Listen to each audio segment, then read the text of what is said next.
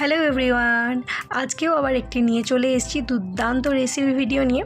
দেখো, রেসিপিটা বানানোর জন্য কিন্তু কড়াইয়ে তেল দিয়ে দিয়েছি, আর তার সাথে নিয়েছি একটু লঙ্কা আর গরম মশলা, তেজপাতা, কাজু বাদাম, আদা রসুন, তারপরে টমেটো, পেঁয়াজ আর পনির। আর আজকে বানাতে চলেছি কাবলি পনির মহারানি রেসিপি। এইদিকে তেলে ওই গরম যে মশলাগুলো সেগুলো আর কি দিয়ে দিলাম। ওই গোটা কি বলে দারুচিনি আর এলাচটাকে হালকা করে ফ্রাই করে নিচ্ছি। তারপরে দিয়ে দিয়েছি লঙ্কা, তিনটেকে ভালোভাবে ফ্রাই করে নিয়ে তারপরে পেঁয়াজ আর তার সাথে দেব টমেটো। এই টমেটো পেঁয়াজটা দেওয়ার পর ওই 8 থেকে 10 মিনিট মতো ভালোভাবে আর কি ভেজে নিতে হবে। আর ভাজার সময় কিন্তু গ্যাসের ফ্লেমটা অনেকটা পরিমাণে কমিয়ে দিতে হবে, না হলে কিন্তু তলায় লেগে যেতে পারে। তো এইভাবে নাড়াচাড়া করে যখন পেঁয়াজটা একটু লাল হবে তখন টমেটোগুলো দিয়ে দিলাম। টমেটোগুলো দিয়ে অনেকক্ষণ ধরে নাড়াচাড়া করব। যখন একটুখানি ভাজা হয়ে যাবে তখন কিন্তু আমি অ্যাড করব কাজু বাদাম। কাজু বাদামটাও কিন্তু দিয়ে একটু পরিমাণে ভেজে নিতে হবে। দেখো, ওই তেলেই ভাজবো, আর আমি এক্সট্রা কোনো তেল দেবো না, তাই এক সাইড করে নিলাম। এবার কাজুগুলো দিয়ে দেবো। ওই 10টা মতো কাজু ছিল হয়তো, তো 10টা মতো কাজু, 10-12টা মতো আর কি কাজু নিয়েছিলাম।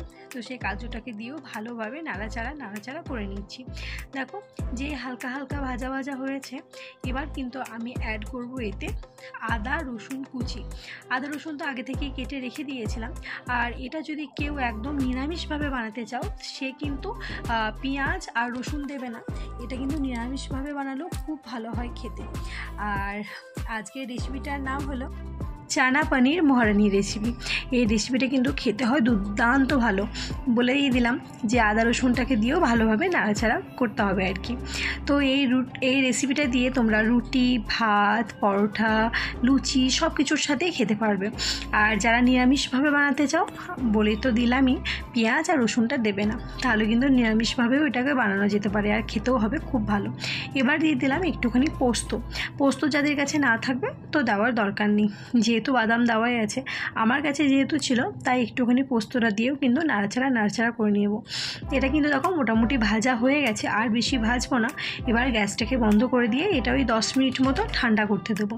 এবার আবার একটুখানি তেল নিয়েছি, তারপরে এই পনিরগুলো টুকরো করে কাটা রাখা হয়েছে, এগুলোই আর কি হালকা করে ফ্রাই করে নেবো।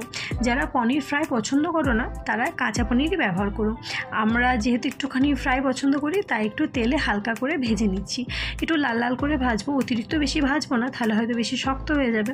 দেখো, পনিরটা কিন্তু ভালোভাবে লাল করে ভাজা হয়ে গেছে, আর বেশি ভাজবো না, এর চেয়ে বেশি ভাজতে গেলে পুড়ে যাবে। তো একটা করে সমস্ত পনিরগুলো তুলে নিচ্ছি। আর এরপর দেখতে থাকো কি করি। এবার কিন্তু যে পেঁয়াজটা আগে ভেজে রেখেছিলাম, মানে মশলা দিয়ে সমস্ত কিছু ভেজে রেখেছিলাম, কাজু, টমেটো, আদা রসুন, সেগুলো না ঠান্ডা করতে দিয়েছিলাম। ঠান্ডা হয়ে যাওয়ার পর মিক্সিতে দেখো ভালোভাবে ঘুরিয়ে নিচ্ছি। এটাই কিন্তু মশলা হিসাবে আমি ব্যবহার করব। আর কাবলি চানাটা আমি সকালেই কিন্তু সিটি দিয়ে রেখে দিয়েছিলাম, ওই 4টে মতো সিটি দিয়েছিলাম। এবার ফোড়নে দেবো জিরে, একটুখানি দারুচিনি, এলাচ, শুকনো লঙ্কা, তেজপাতা। এটা কিন্তু ফোড়নে পড়বে। প্রথমে একটুখানি চিনি দিয়ে দিলাম। তারপরে কড়াইটা কিন্তু আমি আর পরিষ্কার করিনি, ওই কড়াইয়ে আর কি আমি রান্না করছি, তার জন্য কড়াইটা একটুখানি নোংরা হয়ে আছে। যাই হোক, গরম মশলাগুলো সমস্ত কিছু দিয়ে দিলাম। জিরে দিয়েছি, তেজপাতা দিয়েছি, একটুখানি দারুচিনি, আর দিয়েছি এলাচ আর শুকনো লঙ্কা। ওটা দেওয়ার পর ওই 5-6 মিনিট একটুখানি ভেজে নেব। তারপরে ওই যে মশলাটাকে আর কি বেটে রেখেছিলাম, ওই মশলাটাই আর কি দিয়ে দেবো। বারবার বলছি, এইভাবে একবার রান্না করে তোমরা দেখতে পারো, খেতে অপূর্ব হয়, আর এর স্বাদ কখনো ভুলতে পারবে না। যাই হোক, ওটা মশলাটা পুরোটা দেওয়ার পর এখন দিচ্ছি একটুখানি হলুদ গুঁড়ো, তারপরে দেব একটুখানি লঙ্কার গুঁড়ো। আর কিন্তু এতে কোনো রকমের মশলা আমি অ্যাড করব না, জিরে গুঁড়ো দেব না। তো যাই হোক, এটা ভালোভাবে মানে অনেকক্ষণ ধরে এটাকে ফুটতে দিতে হবে, কারণ এই যেহেতু আমি একটুখানি জল দিয়েছিলাম ওই মশলাটার জন্য, তার জন্য আর কি অনেকটা জল হয়ে আছে। এটা ভালোভাবে যখন জলটা টেনে নেবে আর যখন তেল ছাড়তে লাগবে, তারপরে যে কাবলি চানাটা আমি আগে থেকে সিদ্ধ করে রেখে দিয়েছি, ওই কাবলি চানাটা আর কি অ্যাড করব। দেখো ফটফট করে ফুটছে। তো যাই হোক, জলটা কিন্তু পুরো টেনে নিয়েছে, আর শুকনো হয়ে গেছে, আর বেশি আর কি জলটাকে মারবো না। এবার ওই কাবলি চানা যেটা সিদ্ধ করে রেখে দিয়েছিলাম, ওই কাবলি চানাটা পুরোটা দিয়ে দেবো। এতে কিন্তু আমি কোনো আলু ব্যবহার করিনি, শুধুমাত্র কাবলি চানাটাই ব্যবহার করেছি। যাই হোক, কাবলি চানাটা কিন্তু ভালোভাবে মিশিয়ে নিয়েছি ওর সাথে। আর যারা কাবলি চানা পছন্দ করো না তারা কিন্তু শুধুমাত্র পনিরটা দিয়েও এভাবে বানাতে পারো। পনিরটা শুধুমাত্র দিয়ে বানালেও কিন্তু অপূর্ব লাগে খেতে। যেহেতু আমি চানাটা কালকে ভিজিয়ে রেখেছিলাম, তাই আজকে আমি চানাটা দিয়েই বানাচ্ছি। এদিকে দেখো ভালোভাবে নাড়াচাড়া করে নিচ্ছি। এবার যে ভেজে রাখা পনিরটা ছিল ওই পনিরটা আমি দিয়ে দিলাম।